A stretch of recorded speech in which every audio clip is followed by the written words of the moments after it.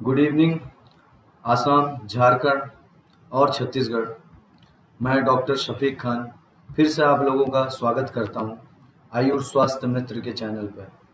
उम्मीद करता हूं आप सारे लोग अच्छे होंगे और स्वस्थ होंगे।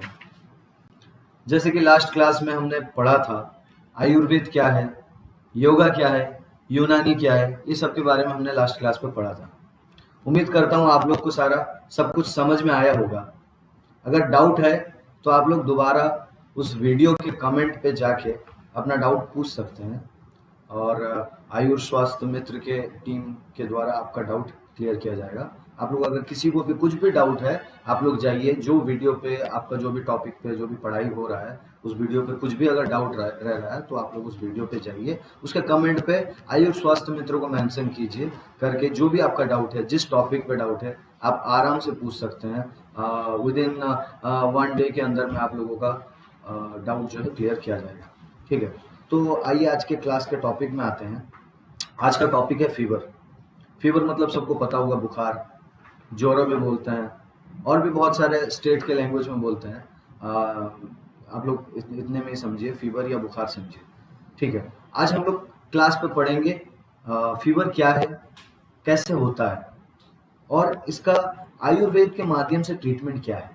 ठीक है, और एक बार मैं बोल रहा हूँ, हाँ, और एक चीज़ मैंने बोलना भूल गया। आप लोग अपने साथ में, मैं उम्मीद करता हूँ आप लोग वाइट पेपर और ब्लू और रेड पेन लेके बैठे रहेंगे। रेड पेन से जो भी टॉपिक पढ़ाया जा रहा है उसका हेडिंग बनाएंगे और ब्लू पेन में उसका आंसर वगैरह सब जो भी पॉइंट्स वगैरह होता है लिखेंगे। ठीक है, और एक बार मैं टॉपिक डिस्कस करता हूँ। आज का टॉपिक है फीवर। फीवर क्या है, फीवर कैसे होता है, और आयुर्वेद में इसका इलाज क्या है, या फिर हम बोल सकते हैं कि आयुर्वेद के माध्यम से इसका इलाज क्या है। ठीक है, सबसे पहले हम जानते हैं कि फीवर क्या है। तो फीवर एक ऐसी स्थिति है जिसमें बॉडी का टेम्परेचर नॉर्मल से ज्यादा होता है। नॉर्मल से ज्यादा मतलब मतलब मनुष्य के शरीर में अगर उसका बॉडी टेम्परेचर अप्रोक्स 98.6 फ़ारेनहाइट से ज्यादा अगर हो गया, या फिर जिसको बोल सकते हैं हम 37 डिग्री सेल्सियस से ऊपर हो गया, तो वो नॉर्मल नहीं माना जाता। ठीक है, अगर फीवर बॉडी पे होता है तो इसका टेम्परेचर इतना हो जाता है। और फीवर एक डिजीज नहीं है, बल्कि एक सिम्टम है जो बॉडी के नेचुरल डिफेंस को दिखाता है, ताकि इन्फेक्शन या इम्बैलेंस से फाइट किया जा सके। ओके, तो आयुर्वेद के हिसाब से फीवर का मेन रीजन है दोषा, इम्बैलेंस और अग्नि का डिस्टर्बेंस, जिससे टॉक्सिन्स बॉडी में जमा होते हैं। दोषा इम्बैलेंस क्या हो गया, 3 तरह के होते हैं, जैसे कि आपका हो गया वात फीवर, पित्त फीवर, कफ फीवर। और अग्नि अग्नि मतलब क्या हो गया, डाइजेस्टिव फायर। ठीक है ना, ये सब के वजह से बॉडी में टॉक्सिन्स जमा होते हैं।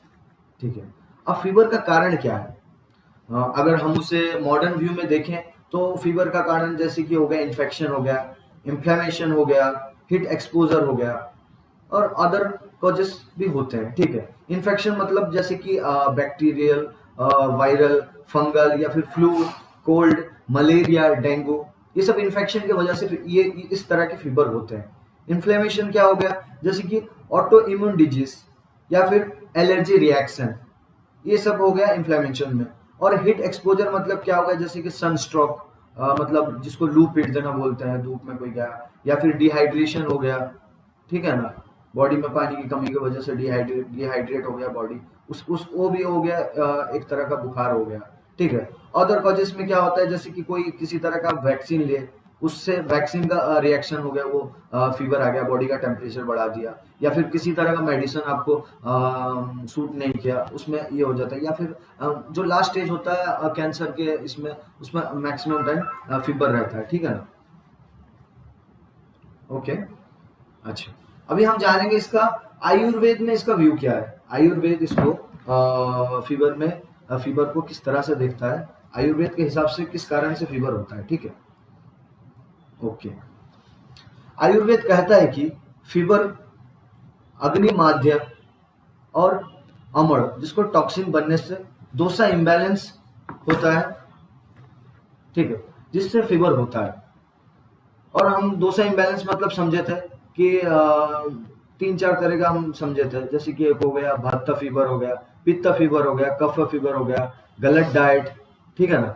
अब हम जानेंगे वात फीवर क्या क्या रहता है। ड्राइनेस, बॉडी पेन्स, जैसे कि आपका बॉडी सूख गया या फिर बॉडी पेन कर रहा है, ये हो गया कैटेगरी हो गया आपका वात फीवर का। और क्या कफ फीवर क्या हो गया, हैवीनेस, कोल्ड, कफ हो गया, सर्दी हो गया, सर्दी जैसे कि जुकाम के साथ में बुखार होगा, ये हो गया कफ ज्वर।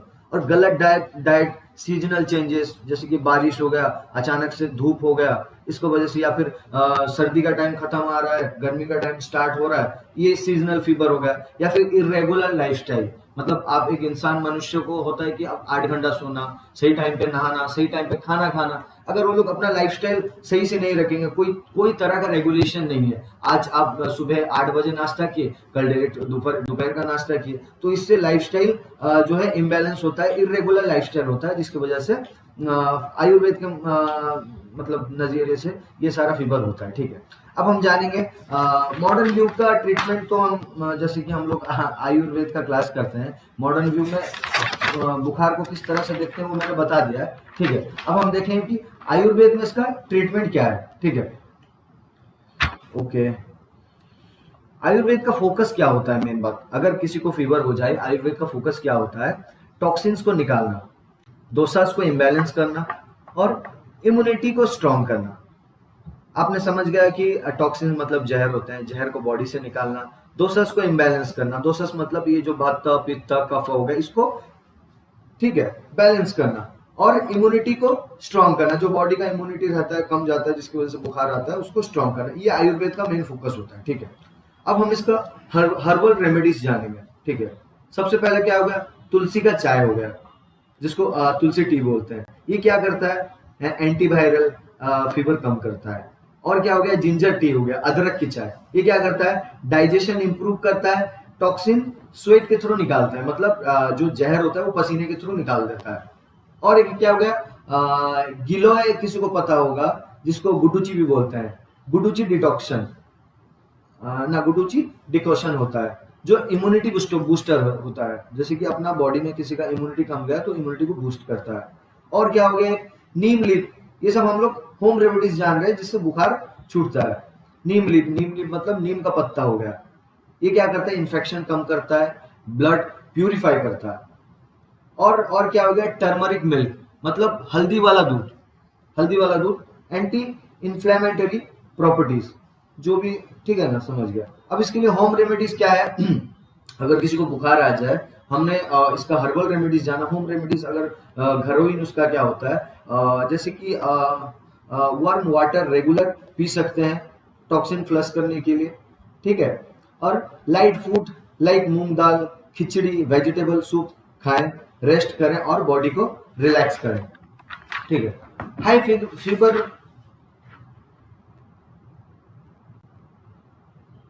अच्छा ये तो हो गया, ठीक है। अब डॉक्टर को कब दिखाना चाहिए, ठीक है।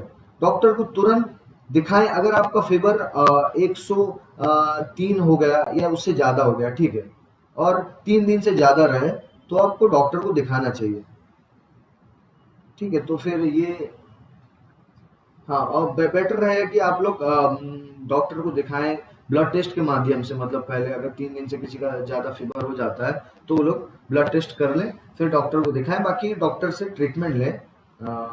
ओके, तो ये आपका आज का क्लास रहा। उम्मीद करता हूँ आप लोग सही से समझेंगे। जो भी जिसका भी डाउट रहता है, मैं और एक बार बोल रहा हूँ, जो भी किसी का अगर डाउट रह रहा है तो प्लीज कमेंट सेक्शन में पूछें, ताकि हमें भी पता चले हम जो क्लास कर रहे हैं बच्चे सही से समझ पा रहे हैं या नहीं, ठीक है ना, ताकि हमें और भी इम्प्रूवमेंट करने का मौका मिले। चलो ठीक है, आज के लिए इतना। मैं उम्मीद करता हूँ आसाम, छत्तीसगढ़ और झारखंड के लोग सब अच्छे में रहेंगे। फिर मिलते हैं दूसरे क्लास पे, जिसका टॉपिक आपको इसी चैनल पे क्लास के पहले बोल दिया जाएगा, ठीक है। चलिए, रहता हूँ। Thank you so much.